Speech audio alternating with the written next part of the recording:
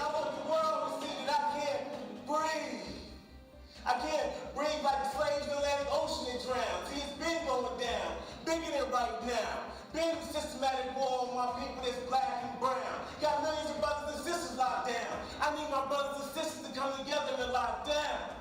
Click up. Survival is a must. They killing us. We killing us. Who can we trust? Damn sure not the government.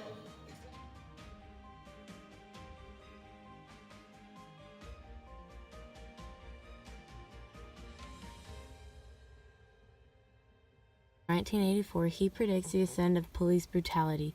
For instance, the Ministry of Love is used to unleash excessive force and other acts of violence. Here are some examples of police brutality used throughout 1984. Not that the thought police continued to beat him, but that he could not force himself into losing consciousness. Orwell 198. How many times he had been beaten, how long the beatings continued, he could not remember. Always there were 5 or 6 men in black uniforms at him simultaneously. Orwell 198.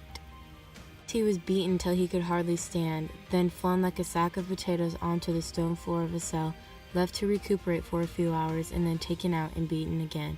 Orwell 199. Then there was a different kind of cry. A kick from a guard's boot had broke the fingers of one of his hands. Orwell 237. One of the several forms of police misconduct which involves undue violence by police members, like the beatings Winston received in the Ministry of Love. Police brutality is an increasing issue. Here are some news headlines of instances recently.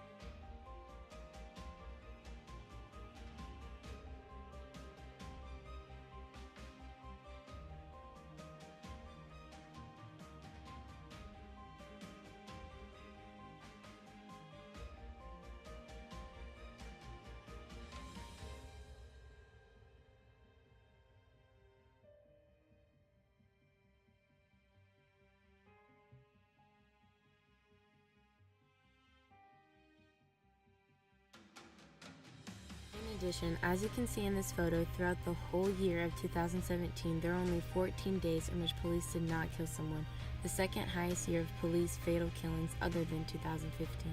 And as the other map shows, the evidence of police brutality incidents throughout 2014, which there are several events in which police are involved in shootings, either nonviolent or violent.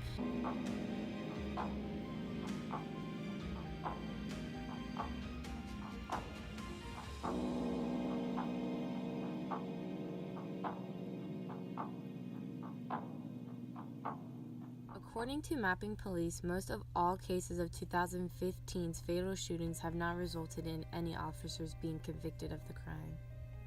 On average, in the United States, a police officer takes the life of a citizen every 7 hours, fatal encounters.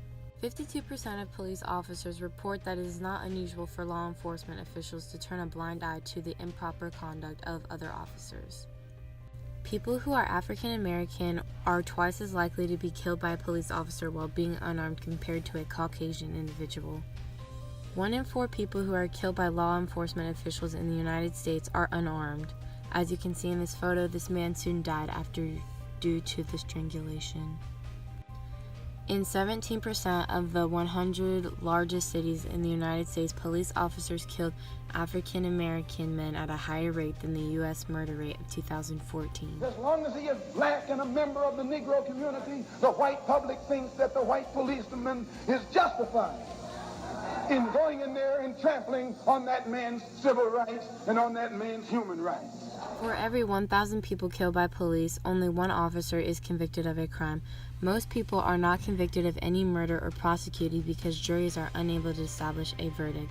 Police disregard Constitution laws just for more output violent behavior. 43% of officers agree with this statement. Always following the rules is not compatible with the need to get their job done. Can cops be controlled? It's never easy. According to one old sociological chestnut, the monopoly on the legitimate use of violence is what defines modern government, and this monopoly is jealousy protected against the second-guessing of puny civilians. A police policy used to avoid persecution is to claim these killings are justifiable homicides committed by law enforcement, justifiable because the Bureau assumes so, and the nation's courts have not found otherwise. Influential people in police brutality was Francis Mikulski. Mikulski was a 7-year-old Catholic civilian that was beaten by the Royal Ulster Constabulary in Dungiven, County Derry. Mikulski died from his injuries the next day. His death on July 14, 1969, incited further contention and is counted by many as the first death of the Troubles and continues to be the most famous cases of police brutality. Another influential person includes Howard Morgan, who was a black police officer who was sentenced to 40 years in jail for firing his weapon, resulting in his attempted murder charge. Morgan's friends and family hold that he was only defending himself from the 4 white police officers that shot him a total of 28 times, and he lived to tell his story, which has influenced major protests like the Black Lives Matter. Disagreements among how blacks and whites perceive the police differences and causes of brutality. Blacks were much more likely to see a range of aspects of racial inequality as a major cause of the rioting, and half of blacks thought police brutality was a major cause. Only 10% of whites agreed.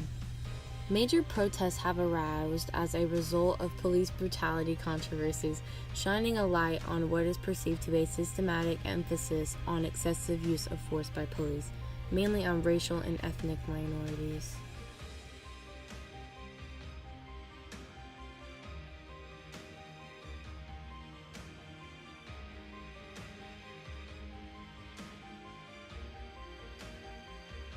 Although 1,186 people were killed by police in 2015, 963 people in 2016, and 1,147 people were killed by police in 2017, in future years to come, I think police brutality will decrease. Not saying these violent acts will disappear completely, but the developing technologies like phones and cameras can be used to record these matters and act as a precaution to lessen the brutality.